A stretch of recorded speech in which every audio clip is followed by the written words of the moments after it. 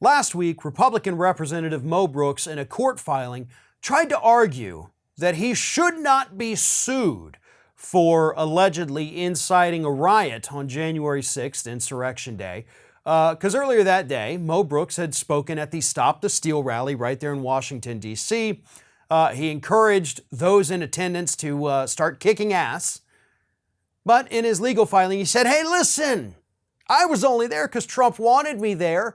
The White House approved my speech. You know, they knew what I was going to say, so I shouldn't be held accountable. He essentially tried to throw Trump under the bus. But then this past weekend at CPAC, Mo Brooks did this. Now our choice is simple. We can surrender and submit, or we can fight back as our ancestors have done. Think for a moment about our ancestors who fought at Valley Forge. They didn't fight the British, they fought for survival. 12,000 Continental soldiers arrived. 5-6 months later, 2,000 had died. Think about what they went through.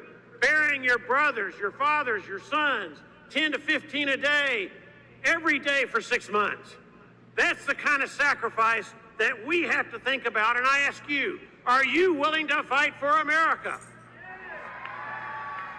Are you willing to fight for America?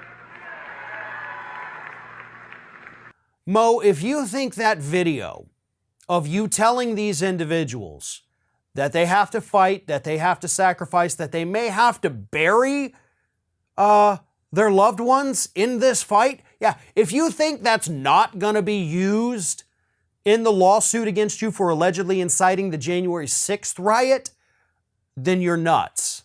Because it will be. Because what they can do now is show that there is, in fact, a pattern of behavior. Any good prosecutor in this country always wants to establish what they call patterns of behavior for the people they're attempting to prosecute. While they may not be able to prosecute them for everything they've ever done, obviously it's only the one issue that they're facing at the moment, they can show that yes, this is a thing this person has done in the past.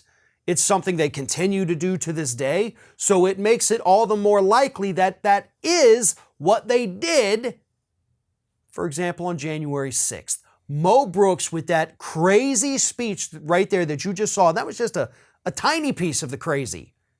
Yeah, that likely just ruined any and all legal defense you may have had, because what you did there at CPAC was actually worse than what you did on January 6th.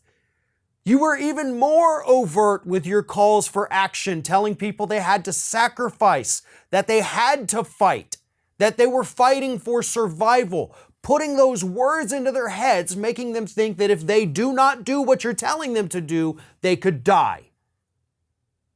That's what some of those people in that crowd could have taken that to mean. And at this point, considering the fact this is not the first time you've done this, I think it's fairly easy to show intent at this point. You know, if it happens one time, if it's a one-off thing, a heat of the moment, oh, I didn't mean to say that, I misspoke. Sure, okay, I get it.